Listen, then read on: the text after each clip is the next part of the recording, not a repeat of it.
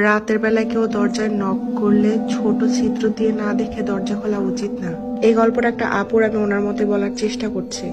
আমার মামিদের ওখানে পরিবেশটা ছিল গ্রামের মতো। আমার মামা প্রতিদিন দেরি করে বাড়ি ফিরতো, আর আমার মামি টিউশন করাতো।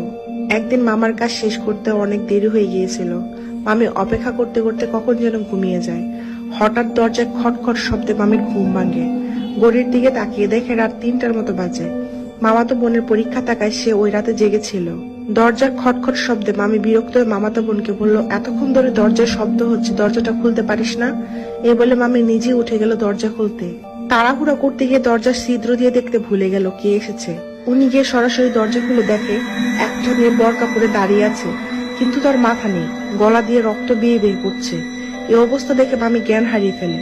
এতক্ষণে আমার মামাতো বোনও কিছু বুঝতে পারে না। পড়া শেষ করে যখন ওয়াশরুমের দিকে যাবে, তখন দেখে মামি ফ্লোরে পড়ে আছে অজ্ঞান অবস্থায়। দেখে আমার মামাতো বোন খুব ভয় পায়।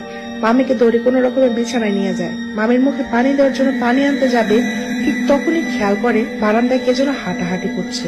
ভালো মতো খেয়াল করে দেখে একটা মেয়ে, যার মাথা নেই। ওনার থেকে কান্না করার শব্দ আসছিল। ঠিক ওই সময় আবার দরজার ঠক ঠক শব্দ হয়। তখনও বুঝতে পারে ওর বাবা আসছে, দৌড়ে গিয়ে দরজা খোলে।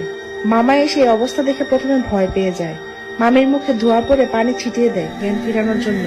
মামি আর মামাতো বোন মামাকে সব খুলে বলে, কিন্তু বারান্দা বা বাসায় কোথাও মেয়ের দেখা পায় না। পরের দিন সকালে মামা একটা কবিরাজের কাছে গিয়ে রাতের ঘটনাটা বলে। সব শুনে কবিরাজ বলে, ওই বাসায় একটা খারাপ জিনের আসর আছে, আর জিনটা অনেক শক্তিশালী। এই শুনে মামা ওই বাসা ছেড়ে অন্য বাসায় ওঠে। কিন্তু আজও মামি মাঝে মধ্যে স্বপ্নের মধ্যে ওই মেয়েকে দেখে, আর ওই বাড়ির ওই ঘটনার জানাজানি হওয়ার পর